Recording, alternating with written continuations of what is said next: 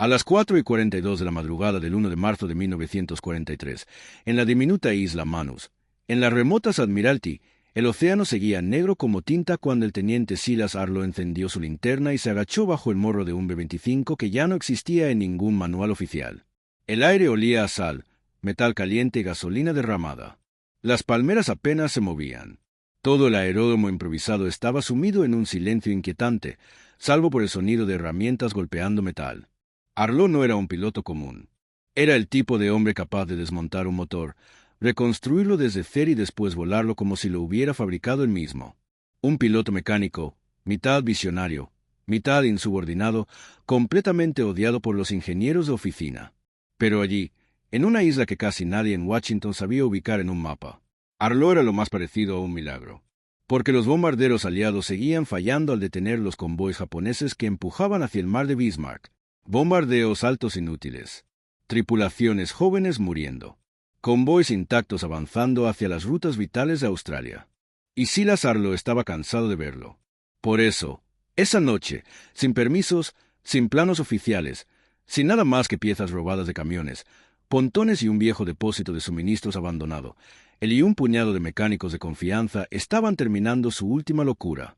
Un B-25 convertido en cañonero de ataque rasante, armado con 10 ametralladoras calibre 50 en el morro, 4 laterales montadas en soportes caseros, blindaje improvisado hecho con placas de acero naval, un sistema eléctrico reconfigurado a mano. Era un monstruo, un avión que jamás debería haber existido. Pero era exactamente lo que necesitaban para atacar a baja altura y machacar barcos japoneses donde más dolía. Un cabo se acercó corriendo, con un mensaje en la mano. «Teniente, acaba de entrar un informe desde reconocimiento aéreo. Un convoy enorme. 7 transportes. 4 escoltas. Rumbo sur. Llegarán al amanecer a la entrada del mar de Bismarck».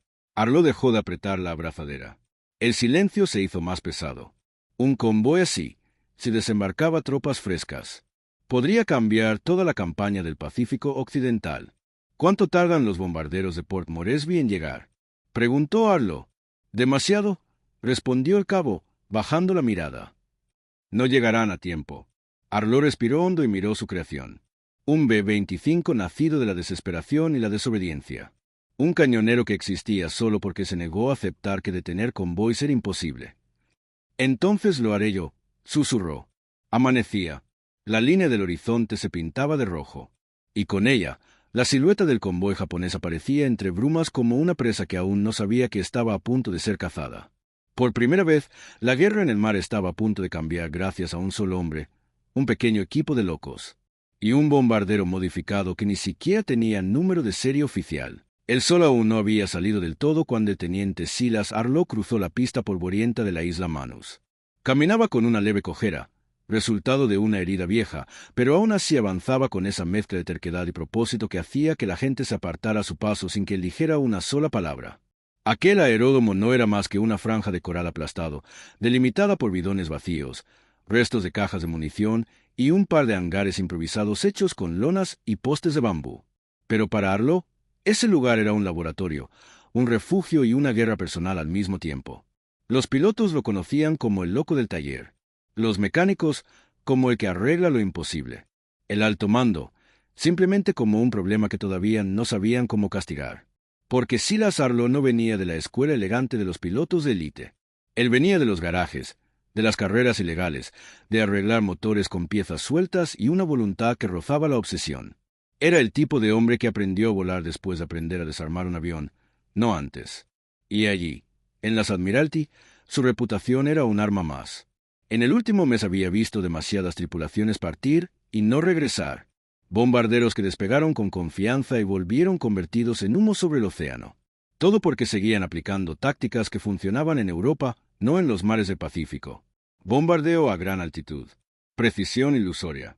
Convoys japoneses que simplemente cambiaban rumbo y seguían avanzando. Cada vez que uno lograba pasar, Arlo sentía que había fallado a todos los hombres de la base. Esa era la llaga que lo consumía. Esa era la razón por la que trabajaba hasta quedarse dormido sobre cajas de herramientas. La noche anterior había sido una más. Un simple foco colgante iluminaba su mesa de trabajo. Cables pelados, planos improvisados dibujados sobre pedazos de cartón, ametralladoras desmontadas, una carcasa de motor abierto en canal como un animal disecado. Y en el centro de todo, su creación. El B-25 Gossamer, un nombre que nadie había probado pero que todos ya usaban. Aquella mañana, mientras lo observaba, Arlo pasó su mano por el fuselaje como si saludara a un viejo amigo. «Sabes que esto no debería funcionar», dijo una voz detrás de él. Era el capitán Morgan Reeves, comandante del destacamento aéreo. Un hombre recto, disciplinado y cansado de escribir reportes para justificar las locuras de Arlo. Silas no se giró. Solo sonrió. «La mayoría de las cosas que valen la pena no deberían funcionar, capitán». Reeves suspiró, pero no pudo evitar acercarse a ver la monstruosidad metálica. 4 cañones más en la nariz. ¿Cuándo los instalaste? Ayer. ¿Y el cableado nuevo? Anoche. ¿Y los soportes laterales? Amanecer. Reeves negó con la cabeza. Arlo, como siempre, había dormido 0 horas. «Sabes que si esto sale mal, yo seré el primero en caer contigo», dijo Reeves. Arlo finalmente se dio la vuelta y lo miró. Tenía los ojos rojos, pero no temblaban. «No va a salir mal, capitán, porque no pienso dejar que esos convoys pasen otra vez. No mientras aún tengamos metal que cortar y balas que disparar». Reeves lo observó unos segundos. Luego, con voz más baja: «El informe del convoy que viene. ¿Lo viste?» «Sí», respondió Arlo. «Y voy a ir por ellos». Reeves abrió la boca para protestar, pero fue interrumpido por un estruendo. Un motor arrancando con un rugido profundo, casi salvaje. Era el Gossamer, calentando motores, como si el avión mismo hubiera escuchado la conversación y estuviera pidiendo salir. Arlo miró al cielo. Los primeros rayos del amanecer atravesaban las nubes, iluminando el océano como si se abriera un telón. «Es ahora o nunca, capitán», murmuró Arlo. «Nadie más va a llegar a tiempo». Y en ese instante, Reeves supo que no podía detenerlo, porque la guerra necesitaba hombres como Silas Arlo, hombres dispuestos a romper las reglas para salvar vidas. El hangar número 3 no tenía puertas, no porque no las hubieran construido, sino porque Silas Arlo las había arrancado meses antes para ahorrar tiempo. Todos lo sabían. Si un avión entraba ahí dentro, saldría distinto o no saldría nunca más. Esa mañana, el interior del hangar parecía un hormiguero de metal y sudor. Cables colgando, herramientas tiradas por todas partes, el olor a aceite quemado mezclado con el del café militar más espeso del Pacífico. Y en medio de todo aquello, el Gossamer, rodeado por un grupo de mecánicos que trabajaban como si cada segundo contara. El sargento Dale Mercer, jefe de mantenimiento, rugió: «Quiero esos soportes reforzados antes de que Silas vuelva con otra locura nueva». Uno de los mecánicos respondió: «Pero si eso pesa más que el propio fuselaje, mejor que se hunda en tierra a que explote en el aire», gritó Mercer. El ambiente era caótico, pero había un orden oculto en ese caos, porque todo lo que allí pasaba tenía un propósito: convertir un bombardero tradicional en un arma completamente distinta. Y no todos estaban contentos al respecto. A unos metros del hangar, 3 oficiales de la cadena de mando discutían en voz baja. No era la primera vez. No sería la última. «Esto es una violación directa de 3 protocolos», dijo el teniente comandante Walsh, señalando el hangar como si fuera una escena del crimen. «Ese avión no está certificado. No tiene revisión. No tiene aprobación del departamento técnico. Tampoco tienen revisión los convoys japoneses», respondió Reeves, cruzándose de brazos. Walsh chasqueó la lengua.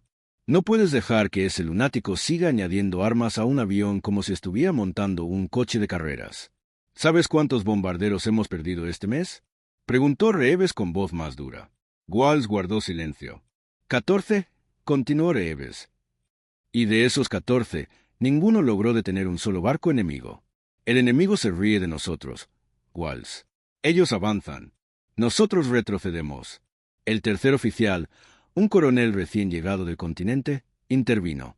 «¿Y crees que un solo avión modificado por un mecánico obsesionado va a cambiar eso?». Reeves miró hacia Silas, que acababa de subirse al fuselaje para ajustar personalmente una de las ametralladoras nuevas. «No creo que un avión vaya a cambiar nada», dijo con calma. «Creo que Silas Arlo sí puede». Mientras tanto, dentro del hangar, Silas conversaba con su copiloto, Evan Ward, un hombre de sonrisa fácil y nervios de acero.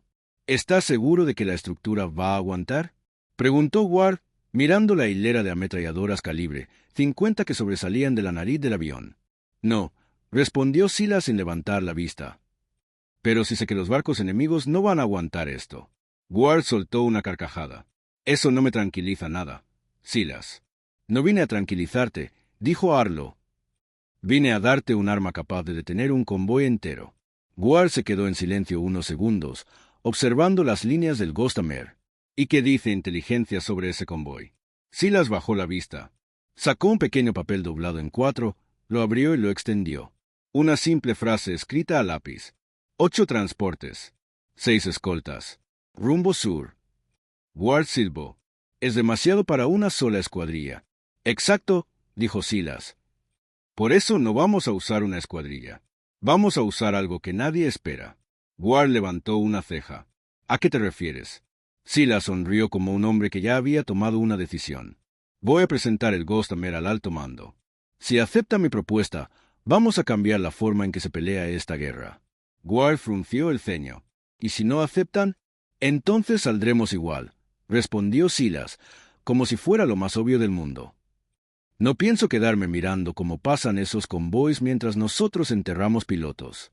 Ward lo miró como si lo viera por primera vez. Silas, ¿por qué arriesgar tanto? ¿Qué demonios estás buscando? El mecánico piloto lo pensó un instante. No era un hombre sentimental, pero sus ojos se endurecieron. Estoy cansado de escribir cartas de condolencias. Cansado de ver cómo mueren hombres buenos por culpa de tácticas que ya no funcionan. Y estoy cansado de que nos digan que algo es imposible solo porque nadie lo ha intentado antes. Tomó una llave inglesa, la apretó en su mano y concluyó. Esta guerra no la va a ganar quien tenga mejores manuales. La va a ganar quien se atreva a romperlos. La sala de operaciones 7 no era un lugar donde Silas Arlo quisiera estar. Demasiado limpia, demasiado silenciosa, demasiado llena de personas que jamás habían sentido el olor del aceite quemado o el zumbido de ametralladoras sobre el agua. 3 generales, 2 coroneles, un ingeniero enviado desde continente y un asistente que tomaba notas sin parar. En el centro, sobre un soporte metálico, el informe técnico del Gossamer. 29 páginas. 29 páginas de objeciones.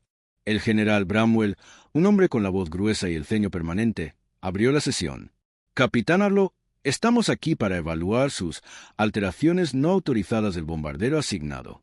Usted violó procedimientos de mantenimiento, cadena de mando y regulaciones de seguridad AE con acento. Silas lo interrumpió antes de que terminara. Señor, con todo respeto, mis modificaciones funcionan. Hubo un murmullo indignado alrededor de la mesa. Pero Silas no titubeó.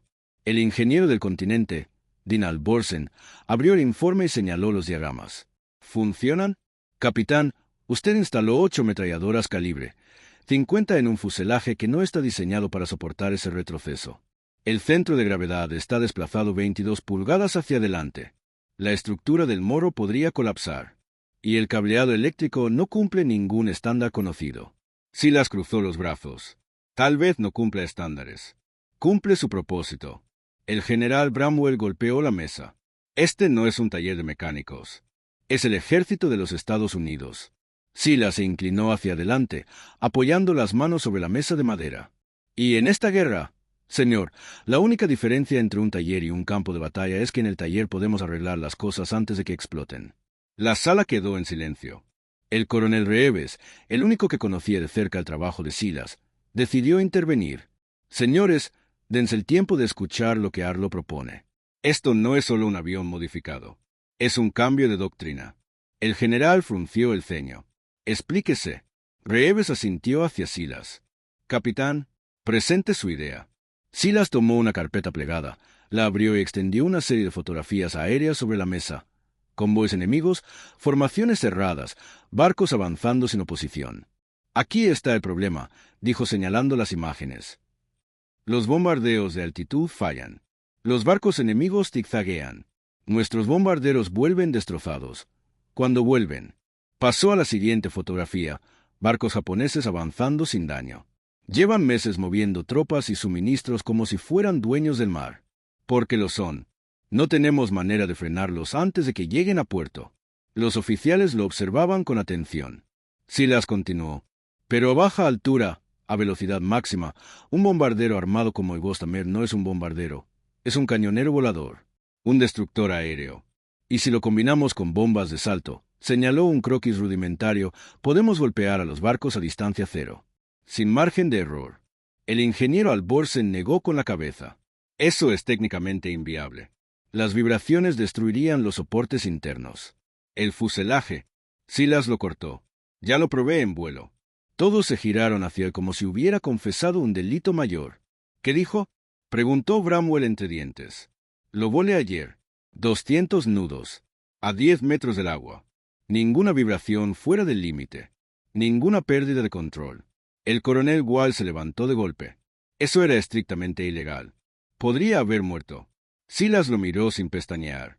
Si no lo hacía yo, habría muerto un escuadrón entero intentándolo sin la potencia necesaria. El general tamborileó los dedos sobre la mesa. Estaba evaluando algo. No al avión. A Silas.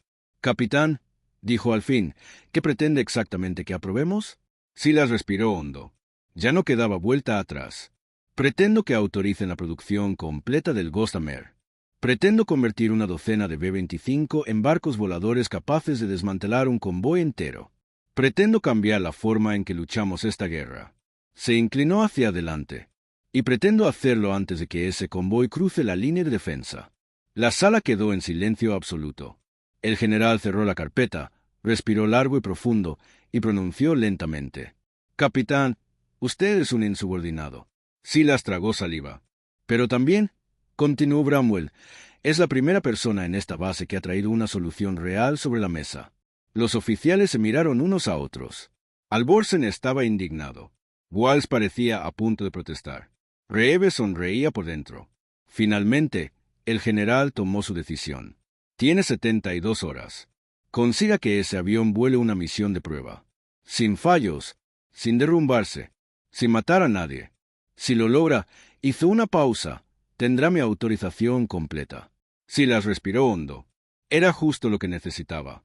Sí, señor. Mientras salía de la sala, Reeves lo alcanzó por detrás. Silas, le susurró, sabes que esto es una locura, ¿verdad? Arlo sonrió.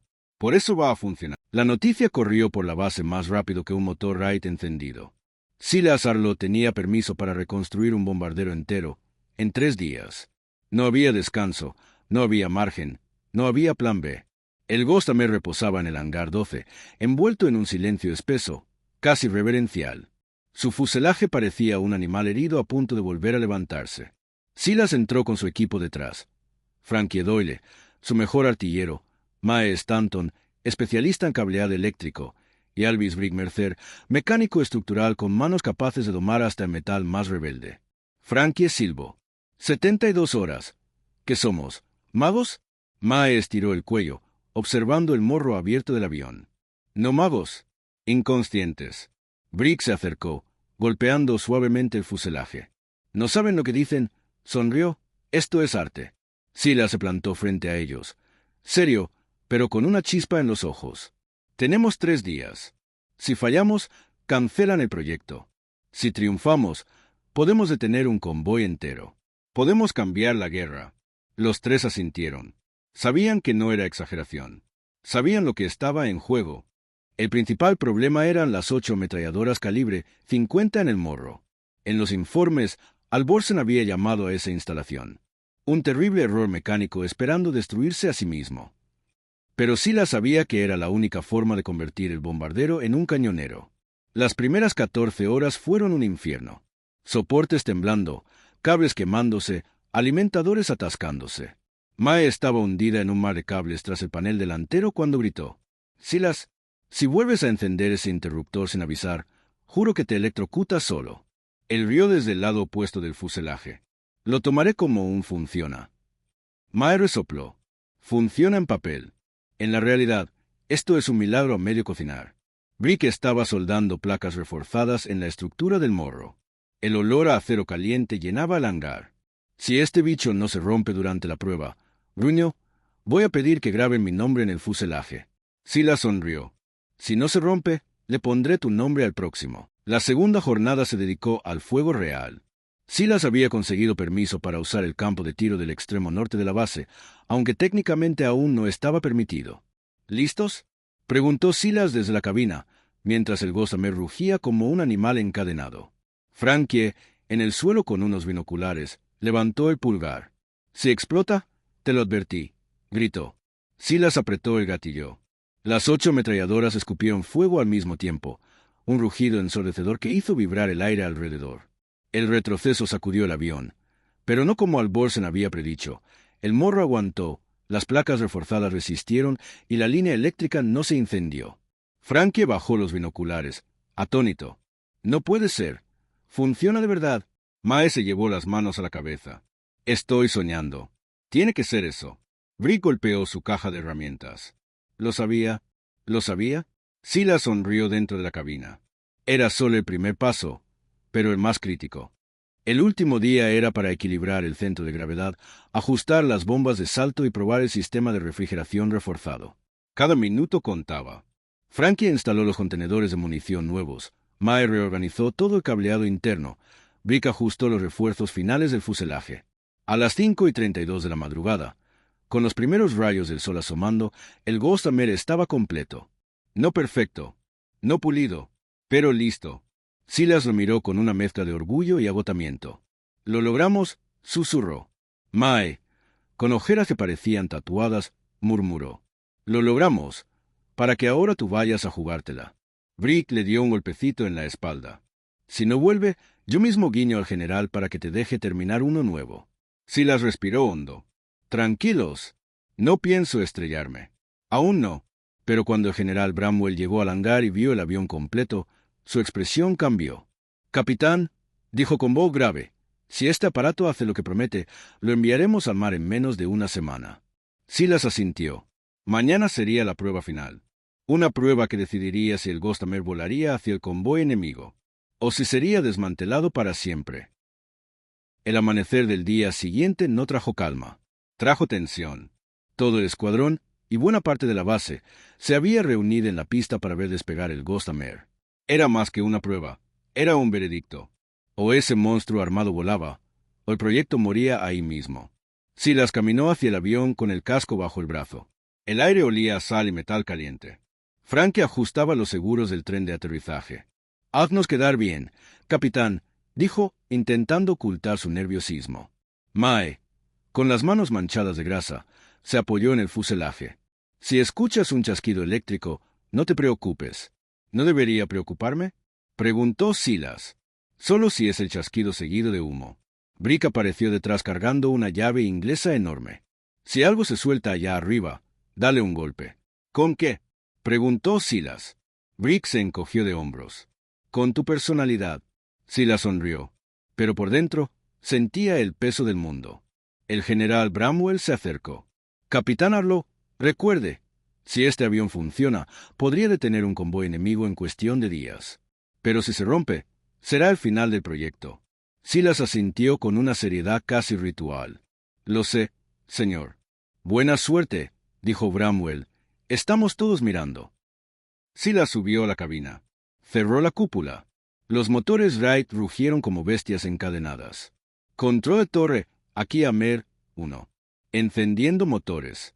«Recibido, Amer 1. Base entera observando». La pista vibró bajo el ruido. Silas empujó la palanca. El Gossamer avanzó, lento al principio, luego más rápido, hasta que el fuselaje dejó de tocar el suelo y ascendió en una curva limpia hacia el cielo. La base entera estalló en aplausos. Pero la verdadera prueba estaba por comenzar. El objetivo era simple: simular un ataque a baja altura contra un barco de carga viejo y vacío que se había remolcado a la zona de pruebas marítima. Cuando Silas llegó al lugar, el océano era un espejo de plata. El barco objetivo se balanceaba suavemente. «Amer, 1 a torre, iniciando descenso». «Recibido, Amer 1. Buen vuelo». Silas bajó a 300 pies. Luego, 150. Luego, 60. El Gossamer vibraba. Las 8 ametralladoras calibre 50 estaban armadas. El mar parecía tan cerca que podía sentir su humedad entrar a la cabina. Silas alineó el avión con el casco oxidado del barco. «Vamos, chico», susurró a la máquina, «muéstrales lo que puedes hacer». Apretó el gatillo. El morro del bombardero escupió un torrente de fuego. La vibración fue brutal, casi como si el avión entero rugiera de dolor. Pero esta vez se mantuvo firme. Los impactos levantaron columnas de agua alrededor del casco. Silas ascendió bruscamente, volteó en un giro cerrado y regresó para la segunda parte de la prueba. El skip bombing. Activó las bombas modificadas. Un salto, 2 saltos y a dormir. Soltó las bombas. Estas rebotaron sobre la superficie del agua como piedras lanzadas por un niño, golpeando el casco en un ángulo perfecto y estallando en una explosión que sacudió el mar. La columna de humo fue visible desde varias millas. «Amer, aquí, torre». «¿Qué demonios fue eso?» «Prueba completa, señor», respondió Silas, sonriendo. «Funciona». «¿Funciona?», se escuchó al general Bramwell al fondo. «Dios santo». «¿Funciona?» Desde tierra, la emoción se volvió euforia. Frankie gritó tan fuerte que la radio saturó. Mae lloraba de alegría. Brick levantó los brazos como si acabara de ganar un combate de boxeo. Silas giró el avión hacia la base, el corazón palpitándole con fuerza. El Ghostamer no era solo un experimento. Era un arma real, una que podía cambiar el rumbo de la guerra. Pero mientras regresaba, una frase del general resonó en la radio. «Capitán Arlo, prepárese. Tenemos un convoy japonés moviéndose hacia las rutas aliadas. Y necesitaremos su avión». Silas respiró hondo. La prueba había terminado. El combate real estaba a punto de comenzar. Si esta historia te está sorprendiendo, espera. Lo que viene a continuación es incluso más increíble. Sígueme ahora para no perderte cómo una sola mente cambió el rumbo de toda una guerra. El Ghostamer aterrizó entre aplausos y gritos, pero Silas ni siquiera llegó a bajar del avión.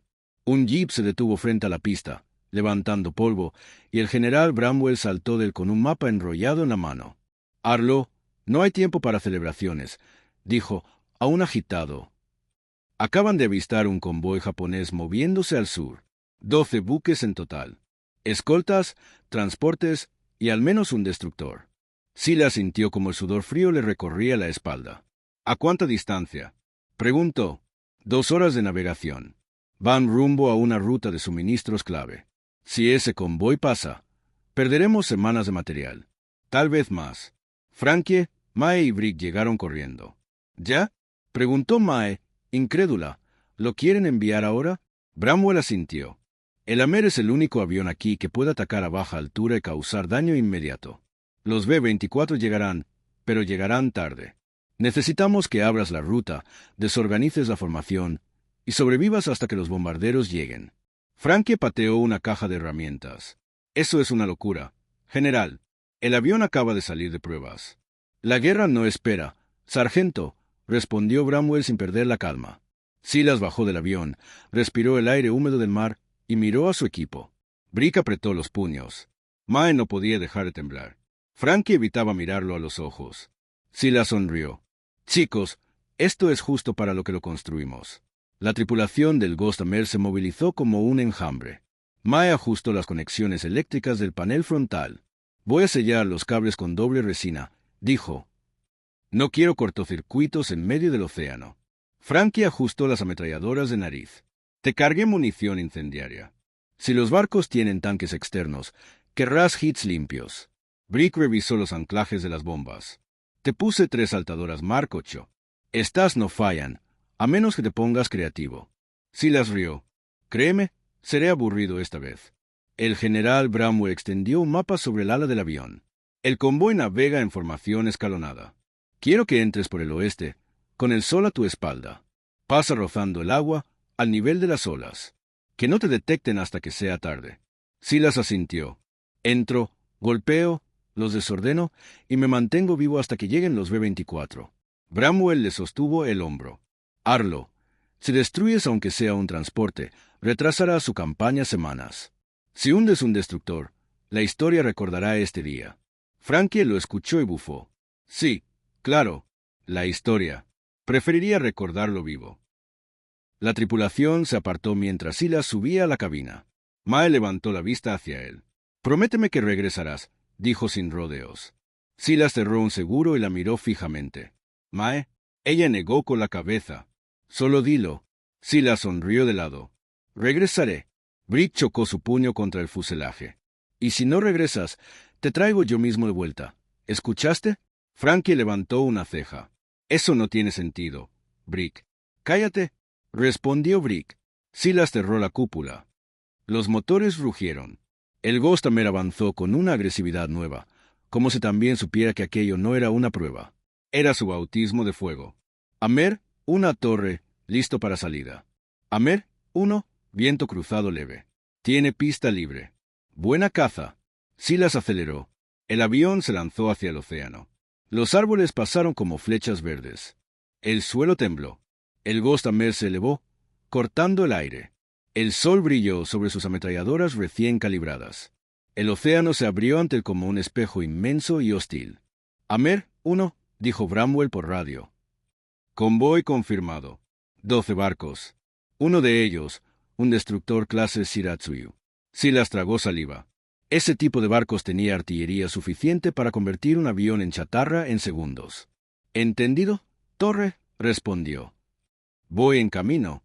Y mientras descendía hacia las olas, volando tan bajo que el spray del mar golpeaba el vientre del avión, Silas lo supo. Todo lo que habían construido, todo lo que habían arriesgado, todo lo que habían soñado, se iba a decidir en los siguientes 30 minutos. El océano, visto desde 30 metros de altura, no era azul. Era gris, áspero, una piel de acero líquido que podía tragarse un avión en segundos. Pero el Ghostamer cortaba el aire como si fuera parte del propio mar. Silas mantenía la palanca firme, tan bajo que el borde de las hélices levantaba pequeñas estelas de vapor. El altímetro fluctuaba peligrosamente entre 65 y 80 pies. El convoy aún estaba lejos, pero ya se podía sentir en la radio la distorsión de metal. Los barcos estaban usando radar de corto alcance. «Aquí, Amer, 1», susurró Silas, sin apartar la mirada. «Mantengo perfil bajo. Aún no me ven, creo». Mae respondió desde la base. «Revisa el intercambiador secundario, Silas. Ese sobrecalentamiento temprano no me gusta. Lo estoy controlando». Mintió. El motor derecho ya vibraba un poco más de la cuenta. El sol retrocedió detrás de una nube y, por un segundo, un resplandor plateado apareció en el horizonte. Silas entrecerró los ojos. Ahí estaban, 12 barcos japoneses, navegando en 2 columnas perfectas. Un destructor clase Shiratsuyu al frente. Detrás, transportes, petróleros y 2 cargueros reforzados. Era un monstruo de acero avanzando sin miedo. Silas exhaló por la nariz. «Bueno, viejo, es hora». Y entonces, como si el convoy hubiera sentido su presencia, el destructor giró ligeramente y una alarma metálica resonó en el aire. Habían detectado algo. No a él, aún, pero algo. Silas abrió distancia lateral y se colocó paralelo a la columna izquierda. «Amer, 1, aquí Torre», dijo Bramwell. «Recomendación: golpea el transporte de popa. Si lo detienes, el resto tendrá que reducir velocidad». «Copiado». Silas respiró hondo. Empujó la palanca. El Ghostamer rugió, acelerando al ras del agua. Se colocó en diagonal hacia el último barco de la formación. «Vamos, vamos». A 300 metros, las primeras trazadoras salieron desde el barco. Lentas, verdes, como luciérnagas asesinas. Silas no redujo velocidad. A 150 metros, el barco abrió fuego con calibres medios. A 90 metros, Silas disparó. Las 6:50 escupieron fuego. Un torrente devastador concentrado en la proa del transporte. El barco chisporroteó. Humo blanco salió de la cubierta. Silas soltó la primera bomba Mark 8. La bomba saltó sobre el agua como una piedra perfecta. Primero una vez, luego otra, hasta que impactó en el casco, justo bajo la línea de flotación. ¡Bom! Una columna de agua subió más de 20 metros. El transporte redujo velocidad de inmediato. «Objetivo dañado», dijo Silas, regresando para segunda pasada.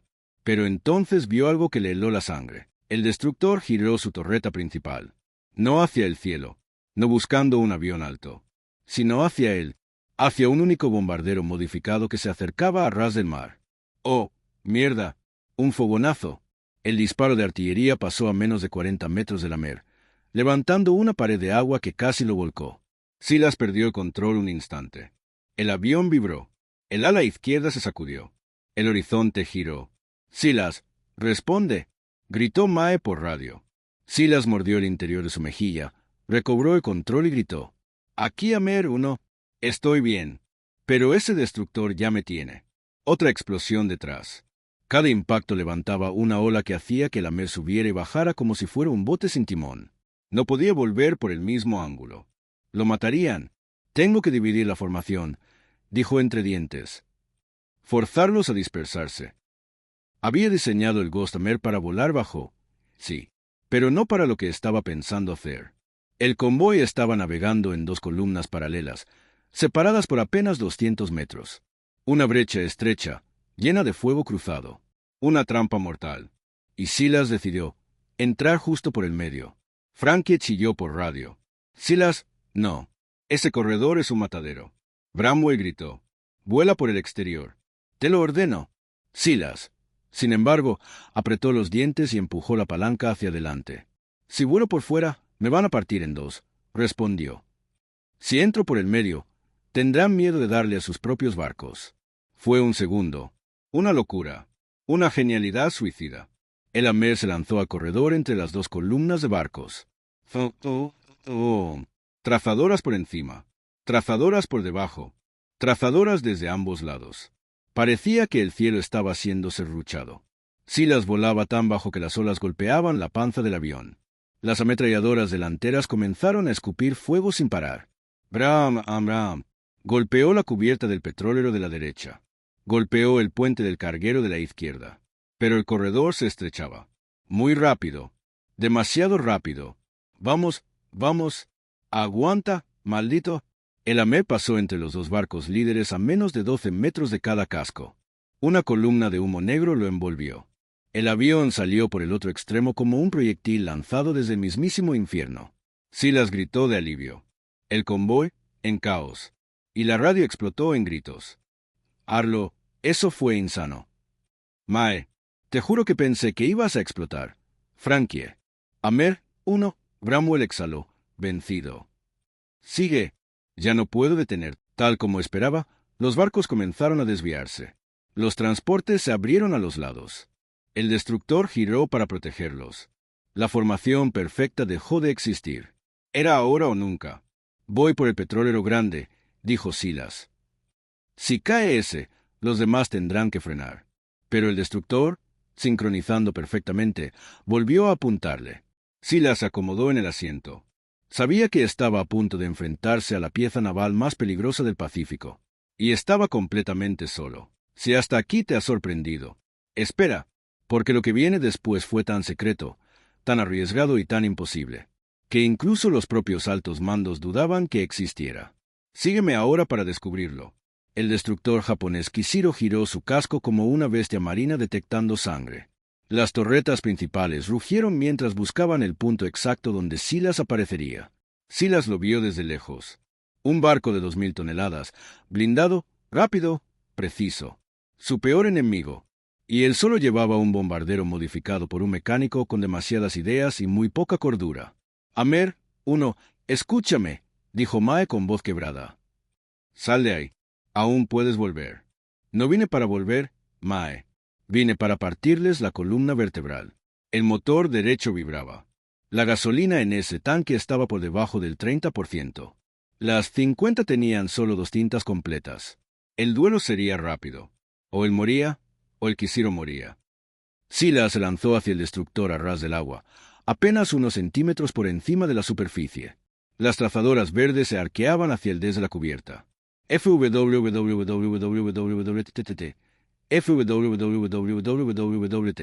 Una ráfaga pasó a medio metro del parabrisas. Otra rozó el ala izquierda y levantó una lluvia de remaches. «Estoy recibiendo fuego pesado», gritó Silas. «Pues deja de quedarte quieto como un pato, robot volador», dijo Frankie desde la otra radio. «Danza un poco». Silas hizo exactamente eso. Zigzag, cambios violentos, curvas que ningún manual aprobaba. El Ghostamer se meneaba como un rayo de acero esquivando cuchillos. El destructor seguía disparando. Y entonces, el Kishiro hizo algo inesperado. Redujo velocidad. Silas entendió al instante. «¿Quieren que me acerque más?», susurró. Era una trampa. Si él volaba sobre la proa, el barco podría inclinarse para tirarle un disparo directo de la torreta principal a quemarropa. Un solo impacto de 127 milímetros y adiós. Silas tomó aire. Bramwell, Mae, Frankie, voy a hacerlo. ¿Hacer qué? Preguntó Mae. Pasar por encima. Pero no por la proa. Eso es suicidio. Chilló Frankie. Lo sé. Por eso no voy por la proa. Silas inclinó el avión y apuntó hacia el costado del destructor, hacia la mitad del barco, justo entre dos torretas que no podían apuntar tan bajo. Mae entendió primero. Espera, ¿vas a pasar pegado al casco? Exacto. ¿Estás loco? Pero vivo, y quiero seguir así. El Ghostamer descendió aún más. Ya no volaba. Rasgaba el mar. El casco del destructor crecía, enorme, monstruoso, a su lado. Trazadoras de menor calibre acribillaban el aire. Un proyectil explotó tan cerca que el avión vibró como si hubiera golpeado una pared invisible. Silas apretó las manos en la palanca. Aguanta, viejo, aguanta. Aguanta. El ala derecha pasó a menos de 4 metros del casco, tan cerca que Silas podía ver a los marineros gritando insultos y disparando desesperados. Él apretó el gatillo. ¡Bra! La lluvia de balas, 50 se tragó el puente lateral del destructor. Hombres cayeron. Tubos se partieron. Cristales volaron. Y entonces, Silas soltó la primera bomba. A esa distancia no podía fallar. La bomba no cayó. Rebotó contra el agua y se incrustó justo en la mitad del barco. ¡Oh! El metal se abrió como si fuera papel húmedo. El Quisiro se balanceó violentamente. Las alarmas empezaron a sonar. La segunda torreta se giró, lenta pero segura, y apuntó directamente a la mer. Mae gritó. Silas, está girando la torreta. Sal de ahí ya. Silas tiró la palanca hacia arriba con toda su fuerza. El Amer subió, pero lento. Demasiado lento. El motor derecho falló por un segundo. Una explosión retumbó detrás. El destructor disparó. El proyectil pasó tan cerca que la onda expansiva arrancó pintura del fuselaje. Silas rugió. Vamos, viejo, no te mueras ahora. El Amer subió justo lo suficiente. Justo lo necesario. Y justo cuando empezaba a estabilizarse. Silas soltó la segunda bomba. Apenas un susurro. Una caída limpia. Clonk. Un impacto seco. Luego, cabo. Una columna de fuego se tragó la popa del Quisiro. La explosión fue tan grande que incluso desde arriba Silas sintió el golpe en la barriga. El destructor se partió lentamente, como si se resistiera a aceptar su destino. Los marineros corrían. Los motores chisporroteaban. Los cañones quedaron en silencio. Mae dijo con voz apenas audible. Silas, lo lograste. Lo hundiste tú solo. Silas respiró, y por primera vez en toda la misión, soltó una carcajada quebrada. No lo hundí yo, Mae. Lo hundió nosotros, tú, Bramwell, Frankie y este montón de metal pegado con cinta y café. Frankie gritó. Así se habla, comandante del infierno. Pero Mae, con voz temblorosa y consciente del estado del avión, añadió. Silas, no cantes victoria. Estás perdiendo combustible a chorros. ¿Cuánto? Hubo silencio. Luego, lo suficiente para que no llegues a casa, a menos que hagas algo estúpido. Silas sonrió. La estupidez es mi especialidad. Silas observó los medidores. La aguja del combustible bajaba como una piedra en un pozo. Mae, dame números, dijo con voz seca. Ella tardó. Cuando habló, sonaba como si le doliera cada palabra. Si mantienes potencia de combate, tienes 6 minutos. Si bajas potencia, quizá 8. Silas apretó los dientes. La base más cercana estaba a 11 minutos. Entonces, dijo, tendremos que hacer que la Mer vuele con fe. Frankie estalló por la radio. ¿Fe? Lo único que mantiene ese avión unido es café, miedo y blasfemias. Silas. Bramwell intervino desde la torre. Ghostamer, escucha. Hay una playa improvisada en la isla de San Aurelio. Si apuntas al suroeste y no te mueres, podrías aterrizar ahí. Silas sonrió. El tipo no sabía aterrizar ni en pistas reales, mucho menos en una playa llena de rocas. Pero no había elección. El motor derecho tosió. Flamas breves escaparon por los bordes del capó. El Amer se ladeó violentamente. No. Rugió Silas mientras golpeaba el panel con el puño. Sigue, viejo, sigue. Mae gritó desde la base. Tienes temperaturas rojas en cilindros. Si subes potencia, el motor explota. Si la bajas, caes. Silas, no hay opción segura. Exacto, susurró él. Por eso escogeré la insegura. Subió potencia. El motor derecho chilló como un animal herido. Luego, sorprendentemente, se estabilizó. Frankie gritó. «¡Lo resucitaste, loco! Has resucitado un motor muerto». Pero Silas sabía que no era un milagro. Era la mezcla perfecta de combustible, aceite y pura terquedad humana. La costa de San Aurelio apareció a lo lejos, una franja de arena amarillenta entre arrecifes. El Amer temblaba. Los instrumentos vibraban tanto que parecían a punto de saltar del panel. «Bramwell», dijo Silas, «¿la playa está despejada?» La respuesta tardó demasiado. «Negativo. El oleaje está alto y hay restos de un bote encallado. La mitad de la playa está cubierta». Silas tragó saliva. «No importa. Solo necesito la otra mitad». Mae gritó. «Silas, ni siquiera tienes tren de aterrizaje. El golpe va a arrancarte las piernas». «Pues levantaré las piernas». Frankie explotó en carcajadas histéricas. «¿Así se habla? Amer o no?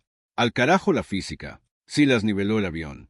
El mar estaba a menos de 2 metros del fuselaje. El Amer ya no volaba por aerodinámica, sino por obstinación pura. Mae habló suavemente, como si temiera romper algo. «Estoy contigo, Silas. Hazlo, despacio». Él respondió apenas en un murmullo. «Nos vemos del otro lado, Mae». El avión cruzó sobre una ola que casi tocó las hélices. El fuselaje raspó un saliente de agua espumosa. Y entonces, la arena. Silas tiró de la palanca lo justo para elevarse unos metros. El Amer cayó. Groan, escarras. El vientre del avión rebotó contra la arena húmeda. Una pieza del ala derecha salió volando. El avión giró, derrapó, rodó. Finalmente quedó boca abajo, a escasos metros del agua. Silas quedó colgado del arnés, mareado, sangrando, respirando a golpes. Pero respirando. La radio chisporroteó entre estática. «Silas, Silas, ¿me escuchas? Responde». Era Mae, casi llorando. Silas encontró el transmisor entre los restos humeantes. «Aquí, Amer, uno. Aterrizaje suave confirmado». Mae chilló entre risas y lágrimas. «Suave mis narices. Acabas de destruir el avión más peligroso y hermoso que he armado en mi vida». «Aún sirve», dijo Silas, mirando el fuselaje destrozado. «Con cinta y fe, tal vez lo arregles». Frankie apareció por la misma frecuencia. «Insisto, enciérrenlo. Este hombre es un peligro para la ingeniería y la cordura». Bramwell añadió con tono solemne. «Silas Aldren, acabas de destruir un convoy entero, hundir un destructor tú solo, y sobrevivir a un aterrizaje imposible. Eso es historia». Silas apoyó la cabeza en el metal caliente. Cerró los ojos y sonrió. «Historia no. Equipo. Fue un equipo lo que lo logró». Y así, en una playa remota del Pacífico, rodeado de restos de metal y espuma salada, el piloto más improbable de la guerra sabía una cosa. La batalla había terminado, pero su leyenda acababa de comenzar. Si esta historia te tuvo pegado a cada segundo, imagina lo que viene. Suscríbete ahora y no te pierdas las hazañas reales y ocultas de los héroes que cambiaron la guerra sin buscar gloria, pero dejando leyendas imposibles. Mano blanca indicando hacia la derecha, únete. Activa la campana. La próxima historia ya está despegando.